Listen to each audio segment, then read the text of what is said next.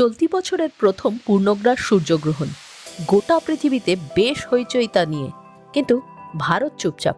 কারণ ভারতে বসে সেই ঐতিহাসিক সময়ের সাক্ষী থাকা যাবে না। তবে যদি ভারতীয়রা সেই সময়ের সাক্ষী থাকতে চান, তার সুযোগ এবার দিচ্ছে অ্যামাজন, নেটফ্লিক্সের মতো চ্যানেল। বুধবার পূর্ণগ্রাস সূর্যগ্রহণ স্পষ্টভাবে দেখা যাবে গ্রিনল্যান্ড, আইসল্যান্ড, স্পেন থেকে। এছাড়া রাশিয়া, পর্তুগালের কিছু অংশ থেকেও আংশিক গ্রহণ দেখা যাবে। পাশাপাশি উত্তর আমেরিকা ও পশ্চিম আফ্রিকার একটা বড় অংশ থেকে আংশিক গ্রহণ দেখা যাবে। কিন্তু গ্রহণ হবে ভারতের সময় রাত 11:15 নাগাদ। ফলে রাতের ভারত তথা পূর্ব এশিয়ার মানুষ পূর্ণগ্রাস সূর্যগ্রহণ মিস করবেন। যে কোনো গ্রহণ নাসা নিজেদের ওয়েবসাইট বা সোশ্যাল মিডিয়া সাইট থেকে সবসময়ই সরাসরি সম্প্রচার করে থাকে।